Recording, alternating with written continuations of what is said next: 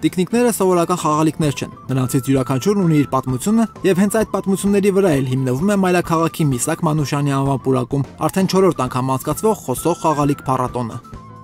Սա արդեն 4-րդ տարին է, որ մենք իրականացնում ենք այս փառատոնը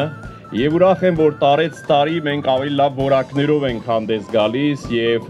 անհամեմատ ավելի ուրեմն աշխարհագրության իմաստով ընդգրկուն արդեն շատ ու շատ մասնակցություններ ենք ունենում նաև մարզերից, որը մեզ շատ ոգևորում է։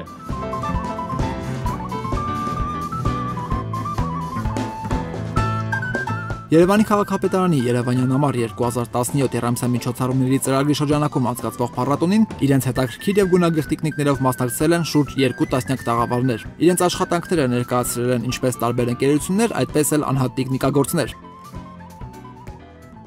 Իմ ձեռքով պատրաստված տիկնիկներն են, ինչպես որ ասվեց, հոգի եւ ջերմություն ենք դրել ամեն մի տիկնիկի մեջ։ Լրիվ ես ինքս եմ պատրաստել եւ շատ ունեմ։ Ես ներկայացնում եմ հեղինակային աշխատանքները։ Սա պատրաստվել է 1 տարի առաջ, ապրիլի 4-ից հետո։ Մեկ ընտանիք է ներկայացված, մայրը Արցախի տարազով է, իսկ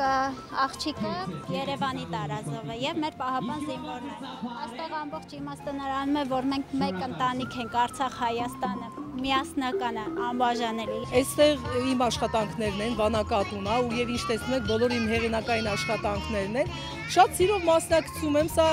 մեծ սիրով Այս միջոցառման մեջ երեխաներին ուզում եմ ցույց տալ գեղեցիկը, բարին, հեքիաթայինը, ազգայինը, ինչու՞ չէ նաև հաղթական վանակատուն, ինչպես դուք տեսնում եք։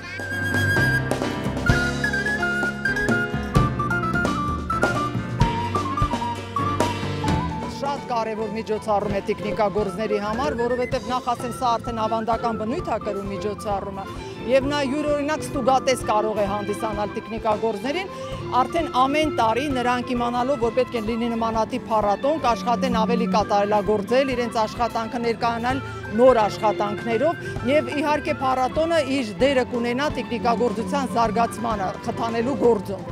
Փառատոնի ընթացքում երեխաների եւ նրանց ծնողների համար կազմակերպվել են մի շարք հաճելի անակնկալներ։ Դրանցից ամենահիշվողը թերևս ֆրանսահայ երգիչ եւ կոմպոզիտոր Մարտեն Յորգանցի ելույթն էր, արվեստագետ, ում ստեղծագործությունների վրա մեծացել են բազմաթիվ սերունդներ։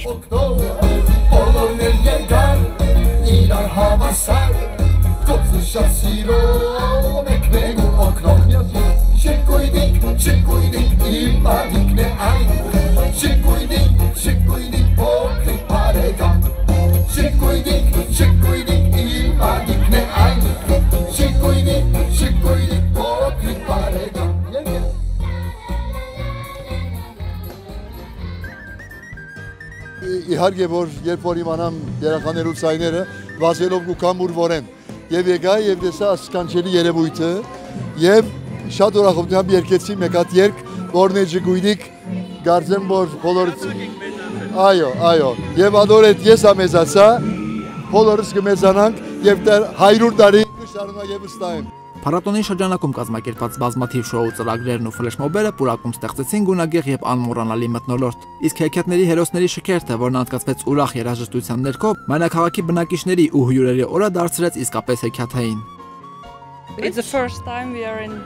Առաջին անգամ է, որ Երևանում ենք, այստեղ մշակույթը շատ հետաքրքիր է, միաժամանակ շատ տարբեր։ Միշտ էլ հաճելի է այսպիսի գեղեցիկ միջոցառումների մասնակիցը դառնալ։ Ճիշտ է, Երևանում նոր եմ, բայց շատ լավ մթնոլորտ է, այստեղ ամեն ինչ շատ գեղեցիկ է, իսկ տիկնիկագործության հայկական մշակույթն ուղղակի հիասքանչ է։ Երեխաների եւ ինչու ոչ նաեւ նրանց ծնողների համար մայրաքաղաքի եւ Հայաստանի այլ քաղաքների տիկնիկային թատրոնների եւ ստուդիաների կողմից կազմակերպեցին նաեւ բացօթյա տիկնիկային ներկայացումներ։ Շատ գեղեցիկ միջոցառում է։ Այսպիսի ուրախ տոնական օրերը կարծում եմ շատ օգուտ են տալիս թատրոնի եւ հանդիսատեսի անմիջական շփումը կազմակերպելու համար, որտեւ թատրոնի միջավայրը մի փոքր ուրիշ է, այնտեղ մի քիչ ավելի օֆիցիալ պաշտոնական հարաբերություններ են, իսկ այսպիսի դաշտային պայմաններում, քաղաքային պայմաններում երեխաների եւ դերասանների կապը դառնում է ավելի ամուր եւ գեղեցիկ։ Խոսող խաղալիք ամենամյա փառատոնն իր բազմազան միջոցառումներով հերթական անգամ հաստատապես իր յուրօրինակ գույնը փոխանցեց ամառային Երևանի գունապնակին։